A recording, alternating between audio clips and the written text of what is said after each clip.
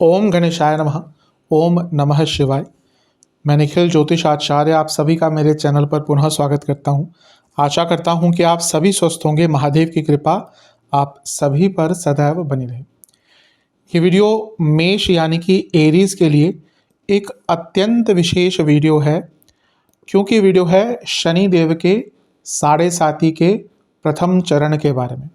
सबसे पहले जब भी हम साढ़े साती की बात करते हैं तो केवल और केवल अपनी चंद्र राशि को देखा कीजिए, यानी कि यदि आपकी चंद्र राशि मेष है तभी आपके लिए ये वीडियो एप्लीकेबल है। मैं हमेशा कहता हूँ जब राशिफल बनाता हूँ कि लग्न या राशि जहाँ से आपको ज़्यादा सूट करता है वहाँ से देखिए, लेकिन जब भी हम साढ़े साती ढैया आदि की बात करते हैं तो केवल और केवल आपको अपनी चंद्र राशि से ही उसको देखना चाहिए। तो मेष राशि के लिए, मेष चंद्र राशि के लिए साढ़े साती स्टार्ट हो रही है और वो हो रही है 29 मार्च 2025 से, जब शनिदेव कुंभ को छोड़कर मीन में प्रवेश कर जाएंगे।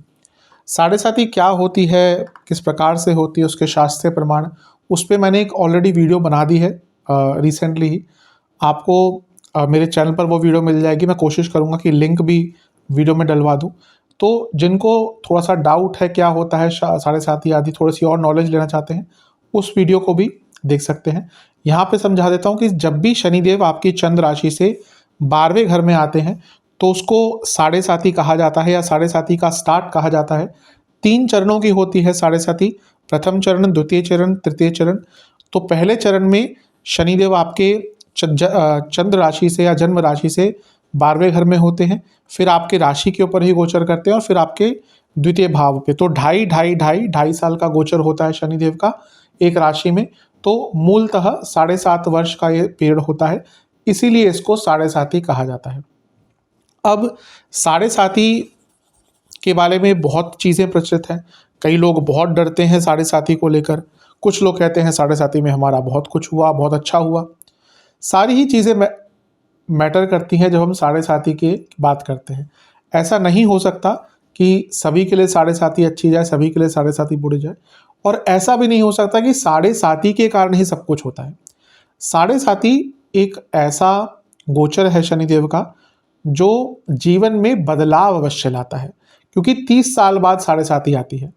तो आप खुद देखिए कि आज से लेट्स से कि अगर कोई 40 साल का है तब उसकी साढ़े साती आ रही, जब उसकी पहली साढ़े साती होगी तो 10-12 साल का होगा। वहाँ से लेकर अब जब साढ़े साती आएगी उनकी, तो बहुत बदलाव आ चुका होगा और यहाँ पे एक परिपक्वता आएगी। तो हर व्यक्ति के लिए साढ़े साती बदलाव लाती है। क्या अच्छे और क्या बुरे बदलाव ला सकती है, इन सभी चीज़ों की मैं चर्चा इस वीडियो में करूँगा। मैं रेकमेंड करूँगा कि मैंने जो एक वीडियो बनाई है उसको देख लें। उसमें मैंने बहुत चीज़ें बताई है कि किसके लिए अच्छी हो सकती है, क्या क्या पॉइंट्स हमें देखने चाहिए कि अच्छी होगी साढ़े साती या बुरी होगी, उसको भी एक बार देखिएगा। उसके बाद इस वीडियो को देखेंगे तो और भी आपको क्लैरिटी आएगी। इस वीडियो को एक सही आधार देने के लिए मैंने इसको कुछ पॉइंट्स में बांट लिया है। पहला होगा कुछ पॉजिटिव पॉइंट्स कि जब आपकी साढ़े साती स्टार्ट होगी क्या पॉजिटिव हो सकते हैं। फिर कुछ प्रोबेबल नेगेटिव पॉइंट्स, यदि आपकी साढ़े साती नेगेटिव प्रभाव दे तो क्या हो सकते हैं। और फिर कुछ उपाय जो आपको करने हैं जिससे साढ़े साती का प्रभाव कम होगा। कब स्टार्ट हो रही है आपकी साढ़े साती? आपके साढ़े साती 2025 मार्च में स्टार्ट हो रही है, 29 मार्च को। साढ़े साती चलेगी करीबन 7.5 साल, यानी कि 2032 के आसपास तक चलेगी। लेकिन ये जो पहला चरण है वो आपका जून 2027 तक चलेगा, 3 जून 2027। तो इसको भी आप अपने मस्तिष्क में, मन में रखिएगा। तो बिना समय को वेस्ट किए हम मेन टॉपिक पे चलते हैं। पहले हम शुरू करेंगे कि जो साढ़े साती आ रही है ये आपके जीवन में क्या पॉजिटिव इम्पैक्ट लेके आएगी। और सबसे बड़ी बात है, डरने की आवश्यकता नहीं है। शनिदेव कोई डराने वाले ग्रह नहीं है, कर्म के कारक हैं, मेहनत के कारक हैं। मैं यकीन से कहता हूँ, मैं अपने ज्योतिष अनुभव से कहता हूँ कि कई लोग मेहनत के दम पर साढ़े साती में अपने जीवन के चरम सीमा तक भी पहुँचते हैं। तो डरने की आवश्यकता नहीं है, समझने की आवश्यकता है, और उसी को समझाने का मैं प्रयास करूँगा। तो पहले पॉजिटिव पॉइंट से स्टार्ट करेंगे। शुरू करते हैं 19 पॉजिटिव केंद्र बिंदुओं से। 19 पॉजिटिव पॉइंट्स, मैंने 19 ऐसे पॉजिटिव चीज़ें आपके लिए उनका विवेचन किया है जो आपके साथ साढ़े साती में घट सकती है। पहला केंद्र बिंदु, शनि कहाँ पे आ रहे हैं? चंद्र राशि से। देखिए, हमेशा जब भी चंद्र की बात करते हैं तो मन की बात करते हैं। तो साढ़े साथी का सबसे पहला प्रभाव आपके मन पर, मस्तिष्क पर, सोचने के तौर तरीकों पर ही होता है। तो शनिदेव कहाँ पे आ रहे हैं? आपकी चंद्र राशि से 12वें स्थान में आ रहे हैं। 12वां स्थान क्या है? अंत का है। और यहाँ पे राशि कौन सी है ये भी नहीं भूलना चाहिए, ये भी बहुत महत्वपूर्ण है। मीन राशि में आ रहे हैं। 12वां भाव मोक्ष का, मीन राशि मोक्ष की, 12वां भाव अंत का, मीन राशि अंत का। ये सब बता रहा है कि अंत से ही आरंभ होगा, यानी कि एक नया जीवन चक्र आपका स्टार्ट होने वाला है।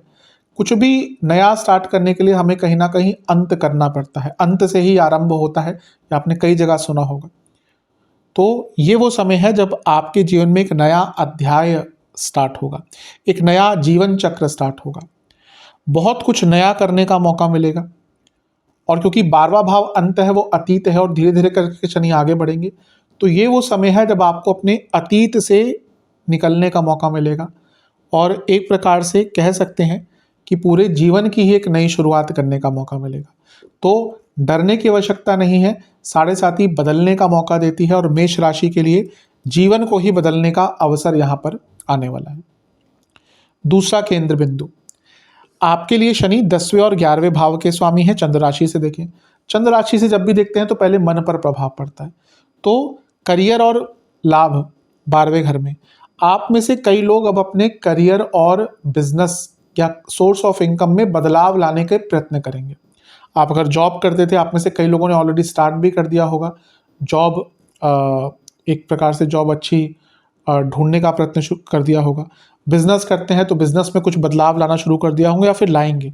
तो एक प्रकार से आपके कार्य क्षेत्र में, आपके बिजनेस में, आपके सोर्स ऑफ इनकम में शनिदेव आपको प्रेरित करेंगे कि कुछ बदलाव लाओ। शनिदेव मेहनत करवाते हैं, तो उस मेहनत से, उस बदलाव से आपको बहुत अच्छे रिजल्ट यहाँ पर प्राप्त होंगे। तो दूसरा केंद्र बिंदु है कि आपके सोर्स ऑफ इनकम, उसको जॉब कहिए या बिजनेस, उसमें शनिदेव कुछ पॉजिटिव बदलाव लेकर आएंगे। तीसरा केंद्र बिंदु, कंफर्ट जोन से निकलना। 12वां भाव क्या है ना, वो अंत का है, पर उसके साथ ही 12वां भाव एक प्रकार से आपको ये रियलाइज कराता है कि कुछ मिसिंग है जीवन में। कई बार होता है कि हम एक फ्लो में बहते रहते हैं, रैट रेस में चलते रहते हैं, हम बदलना नहीं चाहते। अधिकतम लोग ऐसे ही होते हैं, हर व्यक्ति का चाहता है कि कंफर्ट जोन में आ जाए, लेकिन कभी कभी कंफर्ट जोन से निकलना बहुत अनिवार्य होता है। तो यहाँ पे जब शनिदेव आपके 12वें घर में आ रहे हैं, आप देखेंगे, ये तो मैं कह ही रहा हूँ, आप में से कई लोग खुद ही कंफर्ट जोन से निकलना स्टार्ट कर देंगे, और कईयों ने तो ऑलरेडी स्टार्ट कर दिया होगा, क्योंकि साढ़े साथी का प्रभाव थोड़ा पहले ही दिखना शुरू हो जाता है। तो एक बदलाव का दौर होता है, एक ट्रांसफॉर्मेशन का टाइम होता है। तो यहाँ पर आप अपने जीवन को बदल सकते हैं, आप अपने जीवन में बदलाव ला सकते हैं, और एक प्रकार से ये वो समय होगा जहाँ पे आपके जीवन में आप जब कंफर्ट जोन से अपने निकलेंगे तो बहुत कुछ प्राप्त करेंगे, बहुत कुछ ख्याति प्राप्त करेंगे, धन प्राप्त करेंगे, तो अपने कंफर्ट जोन से निकल पाएंगे। ये है आपका तीसरा पॉजिटिव केंद्र बिंदु। चलते हैं चौथे केंद्र बिंदु की तरफ, वो है कि आपके पूरे सोचने का तौर तरीका, आपका पूरा पर्सपेक्टिव लाइफ को लेकर यहाँ पर चेंज होने वाला है। कारण क्या है? क्योंकि 12वां भाव, जैसे मैंने कहा ना, अंत का होता है। इसके बाद व्यक्ति अपने जीवन में आगे ही बढ़ता है। देखिए, कभी कभी होता है कि व्यक्ति के जीवन में बहुत कुछ बुरा हो रहा होता है, फिर एक ऐसा टाइम आ जाता है, व्यक्ति सोचता है अब इससे बुरा क्या ही हो सकता है, इसके बाद अच्छा ही होगा। तो ये वही समय है जब आप बहुत कुछ भुगत चुके होंगे, बहुत कुछ फेस किया होगा, लेकिन अब आपके अंदर एक हिम्मत आएगी बदलाव लाने की, आपका पर्सपेक्टिव चेंज होगा। 12वां भाव क्यों अंत का कहा जाता है? वहां से एक नया चक्र स्टार्ट, जैसे मैंने कहा, स्टार्ट होता है। तो एक नया पर्सपेक्टिव, एक नया सोचने का तरीका व्यक्ति का जागृत होता है, और एक नई सोच के साथ व्यक्ति आगे बढ़ता है। जो प्रॉब्लम्स लग रही थी अब तक, वो आप खुद उसके सॉल्यूशन निकाल पाएंगे। जो चीज़ें ऐसी लग रही थी कि यहाँ पे फंस गई, उन सिचुएशन से नई संभावनाएं उत्पन्न कर पाएंगे। तो एक प्रकार से चौथा पॉइंट यही है कि आपका पर्सपेक्टिव चेंज होगा, सोचने के तौर तरीके चेंज होंगे, उनसे जीवन में सफलता प्राप्त करेंगे। पांचवा केंद्र बिंदु बहुत इंपॉर्टेंट है मेष राशि के लिए, पेशेंस। क्योंकि एक ऐसी चीज है जिसकी कमी होती है मेष राशि वालों के पास। बहुत इम्पल्सिव होते हैं, बहुत जल्दबाजी में रहते हैं। आप इनको बोलो कि 6:30 बजे एक जगह पे आना है, 6 बजे पहुंच जाएंगे, फिर बोलेंगे लेट, तुम क्यों लेट हुए, क्योंकि खुद जल्दी आ जाते हैं। हर चीज़ में एक जल्दबाजी होती है।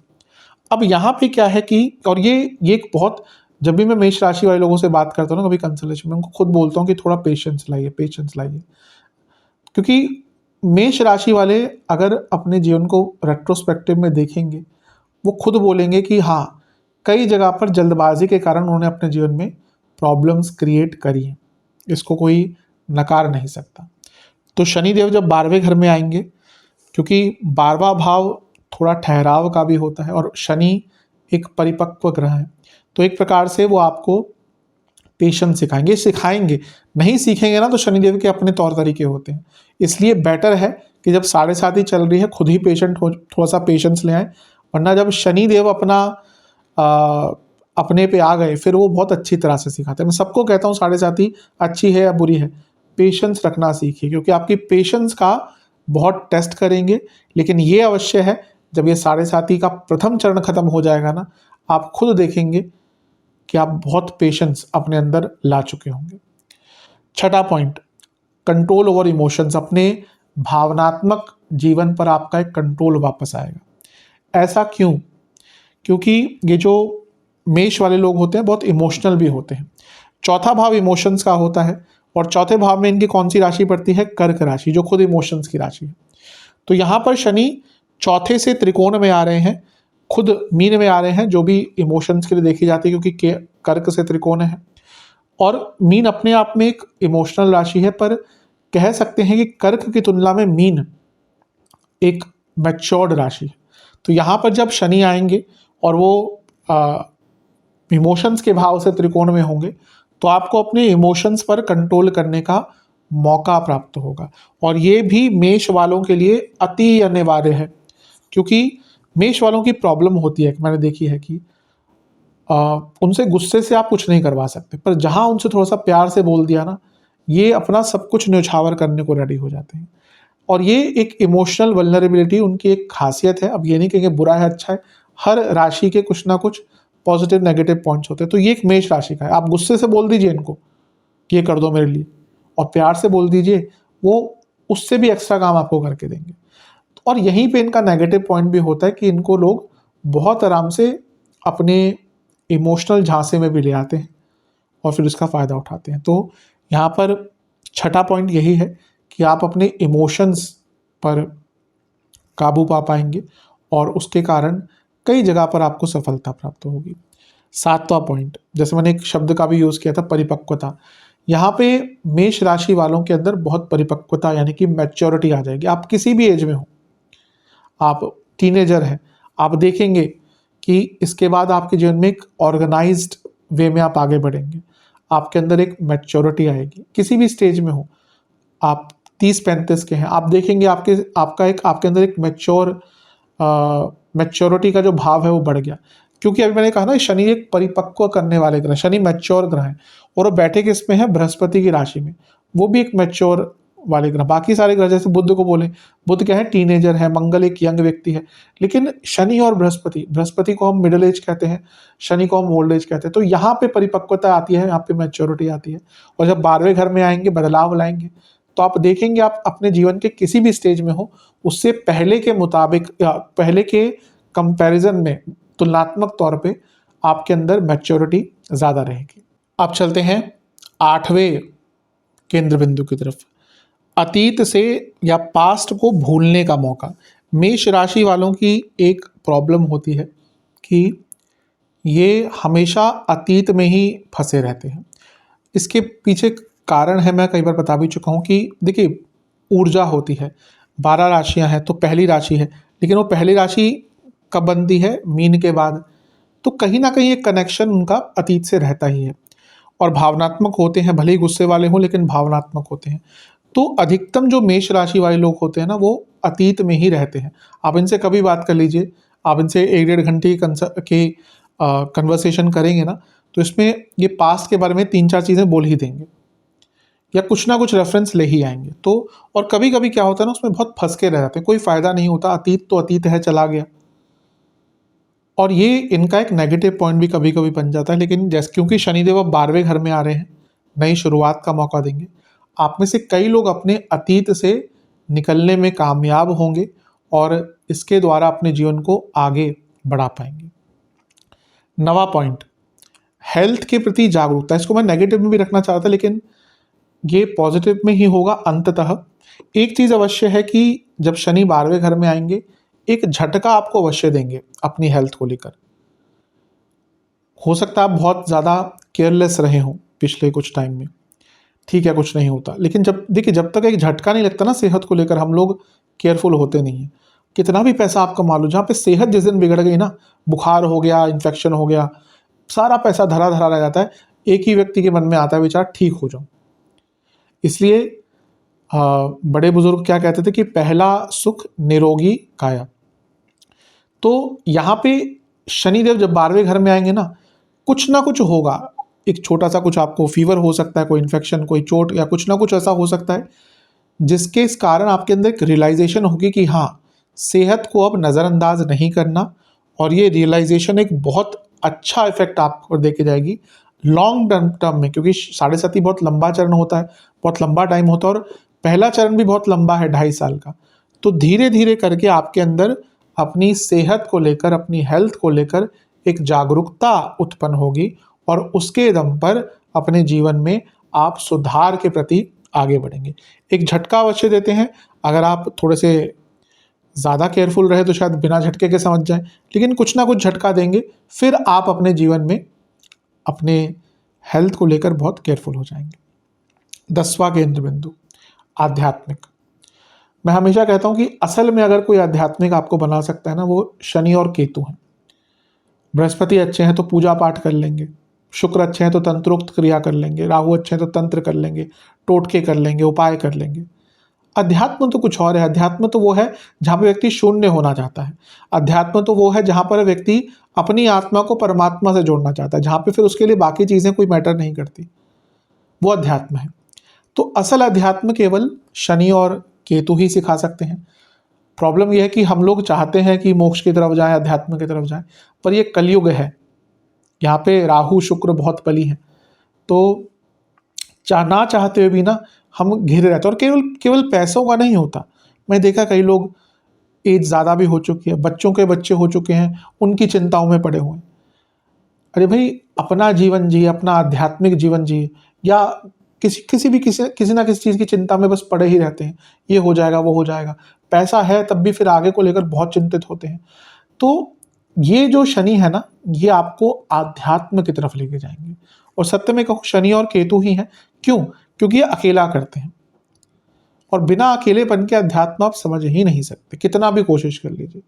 जो व्यक्ति अकेला रह सकता है ना, वो खुश रह सकता है, क्योंकि फिर उसको किसी की आवश्यकता नहीं होती, क्योंकि वो सच्चा आध्यात्मिक बन जाता है। तो यहाँ पे शनि 12वें घर में आ रहे हैं। पहला तो 12वां घर अध्यात्म का, मोक्ष का, मीन राशि मोक्ष के, अध्यात्म की, और शनि कारक है। तो आप में से ऑलरेडी कई लोगों को प्रभाव दिख चुका होगा, और आप में से कई लोग अध्यात्म, सत्य वाले अध्यात्म, दिखावा नहीं, जो सात्विक, शाश्वत और सत्य अध्यात्म होता है, उसके प्रति आप जाएंगे। ये था आपका 10वां केंद्र बिंदु। 11वां केंद्र बिंदु, स्थिरता का प्रयास करेंगे। अब देखिए, मेष राशि है ना, क्या है? चर स्वभाव की राशि है, यानी कि मूवेबल साइन है। ये भी बहुत मैटर करता है कि आपकी राशि कैसी है, चर स्वभाव की है, द्विस्वभाव की है, स्थिर स्वभाव की है। तो यहाँ पे मेष राशि चर स्वभाव की है, तो उनमें, उनके जीवन में स्थिरता की कमी होती है। अब शनि जब 12वें घर में है, शनि भी वात कारक है, वात भी तेज गति से भागता है। जिसके शनि का चंद्रमा पर प्रभाव बहुत होता है ना, वो बहुत ज़्यादा सोचता है, नेगेटिव भी सोचता है। लेकिन शनि वात कारक है, लेकिन वो आ रहे हैं 12वें घर में, जो थोड़ा स्थिरता देता ही है, क्योंकि बदलाव का मौका देता है। और मीन राशि में जो जल तत्व की राशि है, तो यहाँ पे कूलिंग इफेक्ट रहेगा। आप जो हर चीज़ में भाग रहे थे ना, आपके पर्सपेक्टिव चेंज होंगे। कई बार होता है, मैंने देखा लोगों को पैसा है बहुत भी, फिर भी 2 घर पड़े हुए हैं, एक और घर ले लेते हैं भाई, और फिर चल रहे हैं, फिर ईएमआई, इतना पैसा कमाते हैं फिर भी ईएमआई में पे उनका जीवन चलता रहता है। हमेशा डर लग रहा था नौकरी चलेगी तो क्या। आप देखेंगे आप में से कई लोग अब अपने, आपके जो पर्सपेक्टिव है जीवन के, आपकी जो रेदर देन पर्सपेक्टिव प्रायोरिटीज़ हैं जीवन की, वो बदलना स्टार्ट कर देंगे। आप में से कई लोग अब ज़्यादा पैसा खर्च करने के बजाय उसको सेविंग पर ज़्यादा ध्यान देंगे। कुछ नया खरीदने के बजाय अपने जीवन को थोड़ा सा सीमित करना स्टार्ट कर जाएंगे। क्यों? क्योंकि ये वो समय होता है जब व्यक्ति को लगता है कि मुझे बहुत कुछ नहीं चाहिए, पर मुझे वो चीज़ चाहिए जो स्टेबल हो, जो स्थिरता दे, जो परिपूर्णता दे और जो बहुत कॉम्प्लेक्स ना हो। असल में क्या है ना, मैं हमेशा बोलता हूँ 7.5 ही आए ना, तो अपने जीवन को सिंप्लीफाई कर लीजिए। जहाँ पे आपने कॉम्प्लेक्स करना शुरू कर दिया ना, वहीं पे दिक्कत होगी। तो एक प्रकार से स्थिरता का प्रयास आप करेंगे और उसमें अवश्य सफल भी होंगे। ये था आपका 11वां केंद्र बिंदु। चलते हैं 12वें केंद्र बिंदु की तरफ। वो है न्यू अपॉर्चुनिटीज, नई संभावनाएं आपके लिए खुलेंगी। कारण क्या है? शनि कहाँ पे है? शनि मीन में है। शनि क्या है? कर्म के कारक है। मीन क्या है? द्विस्वभाव राशि है। तो जब द्विस्वभाव राशि में कर्म का कारक जाता है तो व्यक्ति की जो कार्य कुशलता है वो बढ़ती है और उसका जो सोचने का तरीका है, संभावनाओं को समझने का तरीका है, वो बढ़ता है। दूसरा, ये भी नहीं बोलना चाहिए वो किसकी राशि में है, बृहस्पति की राशि में है। बृहस्पति क्या है? एक्सपेंशन, बृहत, वृहद बृहस्पति, जो बढ़ते हैं, जो बड़ा करते हैं, वो बृहस्पति है। इसलिए बृहस्पति किसी के लग्न में होते हैं, पहले भाव में होते हैं, उसका आकार बहुत बड़ा होता है। अधिकतम आप जो अच्छे गुरु देखेंगे उनका शरीर एकदम भीमकाय होता है। जैसे आजकल एक बहुत प्रचलित गुरु हैं, उनका भी शरीर बहुत भीमकाय है। कहीं ना कहीं उनके लग्न पर बृहस्पति का प्रभाव होगा, तभी इतने उनको लोकप्रियता मिल रही है और उनके बात लोग मानते हैं। तो वो बृहस्पति का प्रभाव होता है। तो यहाँ पे शनि बृहस्पति की राशि में है, एक्सपेंशन की राशि में है। तो ये वो समय है जब आप अपने जीवन को बढ़ाएंगे, आप अपने जीवन को एक्सपैंड करेंगे, अपने जीवन के जो कर्म है उसके संबंध में मैं कह रहा हूँ। तो यहाँ पे नई नई संभावनाएं आपके लिए खुलेंगी, वो करियर हो, बिजनेस हो। आप खुद देखेंगे कि आप बहुत एक्टिव रहना शुरू कर देंगे और अपने जीवन को एक नई ऊंचाई पर लेकर जा पाएंगे। तो ये थी आपकी 12वीं भविष्यवाणी। 13वीं भविष्यवाणी, मोक्ष। मैंने अभी अध्यात्म की बात करी, पर यहाँ पे मैं मोक्ष का अगर उपयोग कर रहा हूँ ना शब्द का, इसका अर्थ वो वाला मोक्ष नहीं है जो हम सब कहते हैं। क्योंकि मैं हमेशा कहता हूँ कि मोक्ष एक बहुत बड़ी चीज़ है, हम में से बहुत कम लोगों को मिलेगा। अभी बहुत कर्म काटने पड़ेंगे तब जाकर मोक्ष प्राप्त होता है। पर यहाँ पे मोक्ष का अर्थ क्या है, क्यों हम कह रहे हैं मोक्ष? यहाँ पे आपको अपनी एडिक्शन से निकलने का मौका मिलेगा। आपके अंदर कोई एडिक्शन थी, खाने की थी, किसी और चीज़ की थी, स्मोकिंग करते हैं, ड्रिंकिंग करते हैं, और कुछ आपके अंदर इस प्रकार की चीज़ें हैं। तो ये शनि आपको उन एडिक्शन से निकलने का मौका देंगे। दूसरा, रिश्तों से भी निकलने का मौका देंगे। मेष राशि वाले क्या होते हैं ना, कि जिसमें का इमोशनल लोग होते हैं, वो मुझसे बात नहीं कर रहा, उससे मुझे बात करनी है, कभी कभी बहुत इमोशनली डिपेंडेंट हो जाते हैं।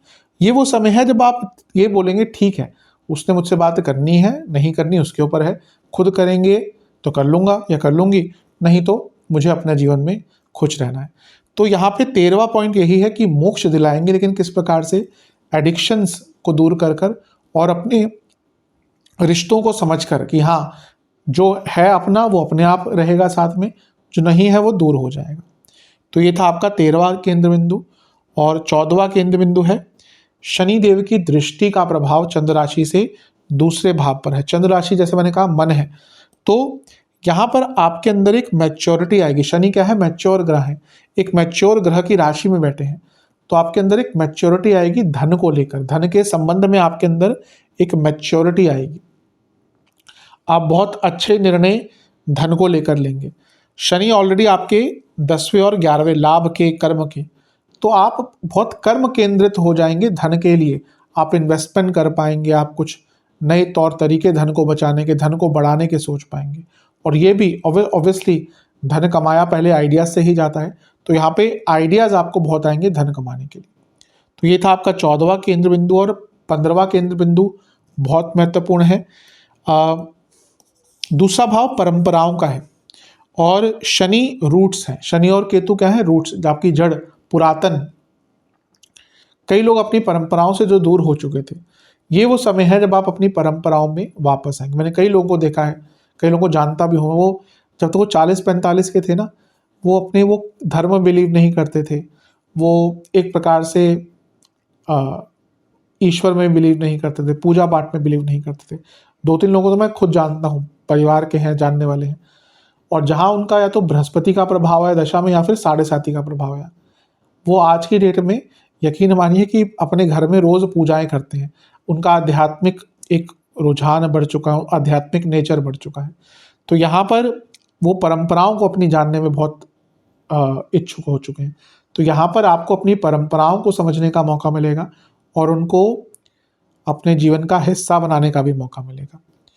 और 16वीं भविष्यवाणी ये है कि अगर आपके कुटुंब में, क्योंकि कुटुंब का भाव है, कोई भी इशू चल रहा था, कोई मनमुटाव था, कोई आर्ग्यूमेंट्स थे, उनको भी यहाँ पे आपको बहुत आराम से शनि परिपक्वता के साथ, मैच्योरिटी के साथ सुलझाने का मौका मिलेगा।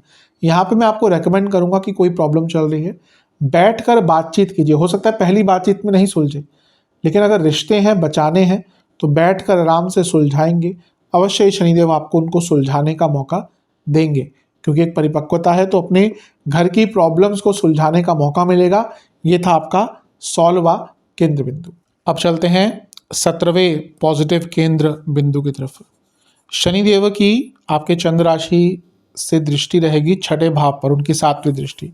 ये उपचय भाव है, यानी कि जीवन को आगे बढ़ाने का भाव। तो आपके जो आइडियाज़ होंगे ना यहाँ पे, वो बहुत फॉरवर्ड वाले होंगे, मतलब कि आगे बढ़ने वाले होंगे।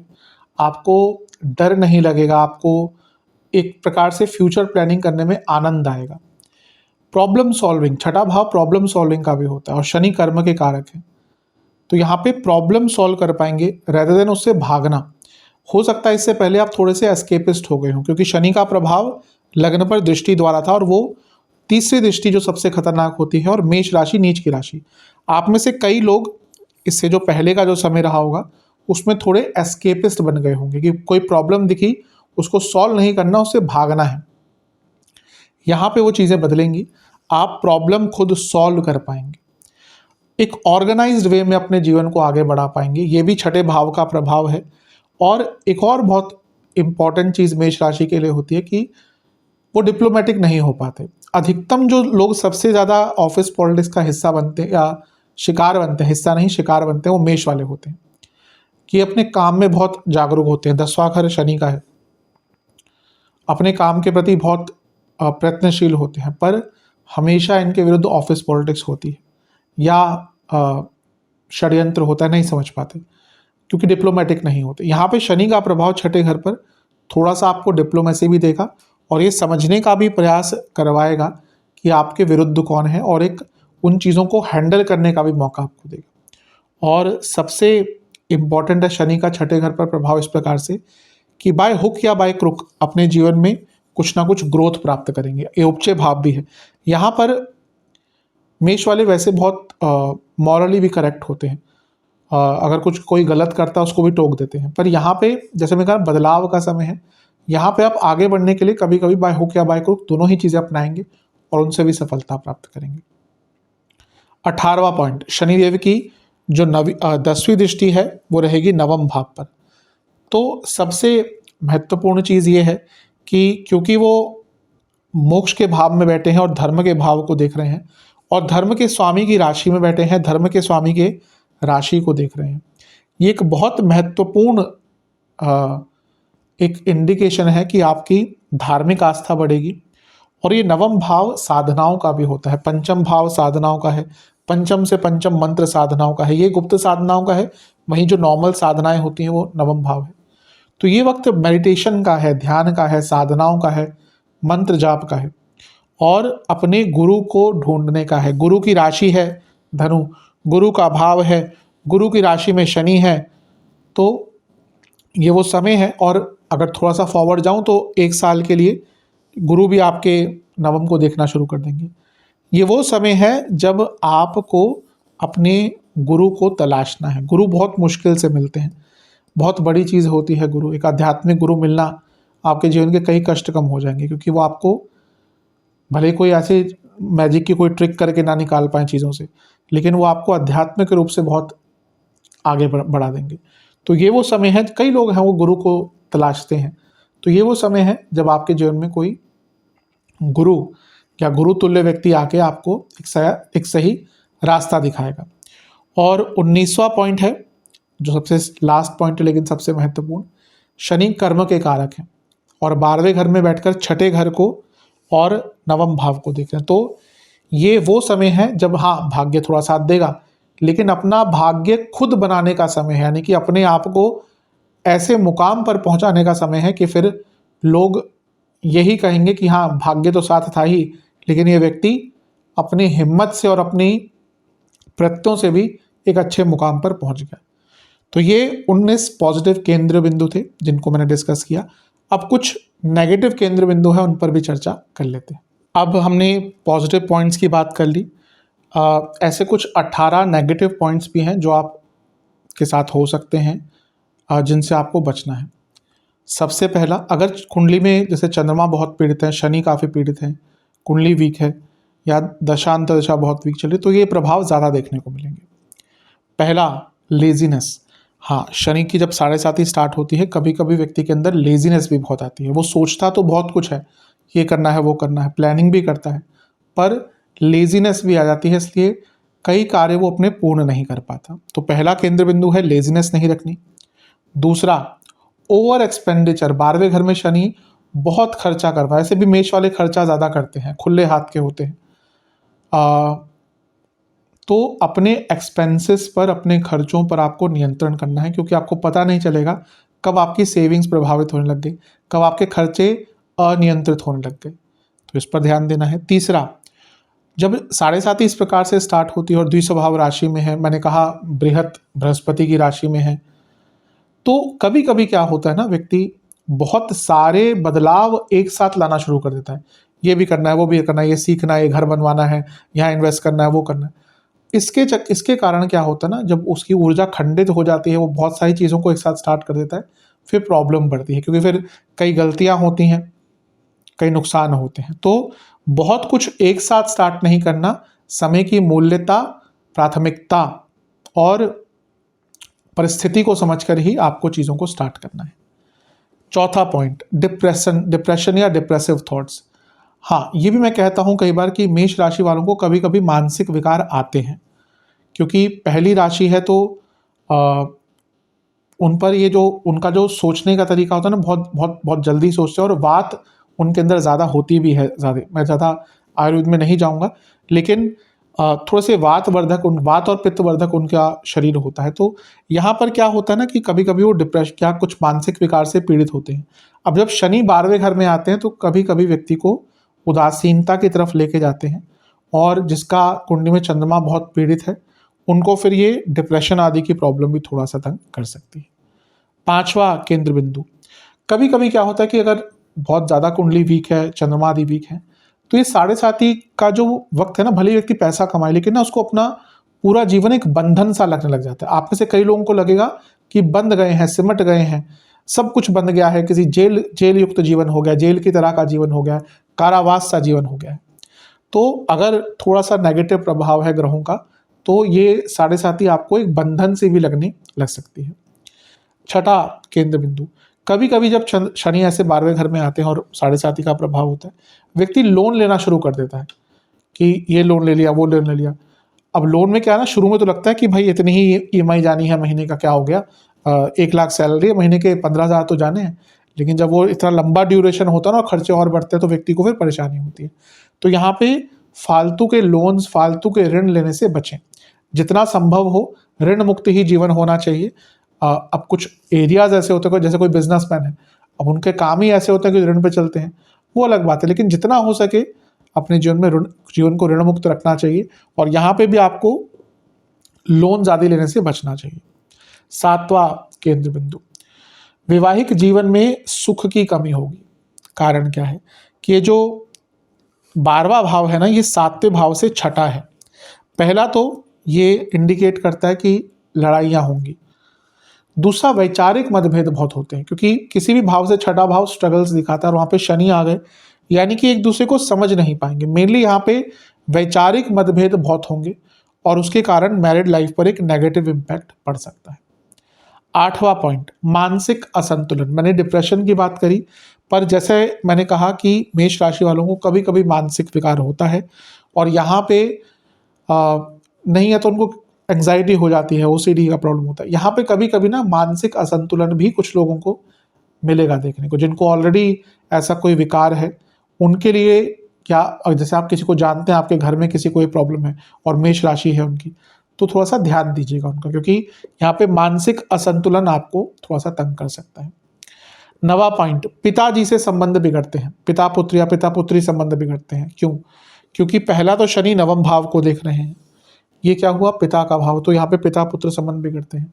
और शनि नवम से चौथे में, यानी कि आपका या तो अपने पिता से, या पिता का अपने, अगर आप पिता है तो आपके अपने बच्चों से, इवन माता के भी इस टाइम पे कभी कभी, लेकिन ज़्यादा पिता के लिए हम बोलते हैं, तो उनके अपने बच्चों से दूरियां आनी शुरू हो जाती है। हो सकता है आपके संतान आपसे दूर हो जाए, हो सकता है आप अपने पिताजी से कहीं दूर रहना चले जाए, वो भी एक इंडिकेशन होता है। दूसरा, संबंध बिगड़ते हैं, इमोशनल लेवल पर दूरियां आती हैं।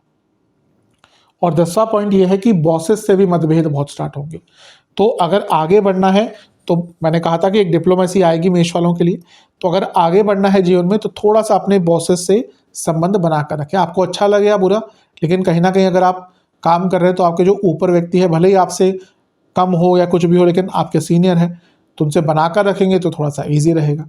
तो बॉसेस से भी मतभेद हो सकते हैं, और अगर आपने इस पर नियंत्रण नहीं करा तो नेगेटिव पॉइंट्स या नेगेटिव प्रभाव दिख सकता है।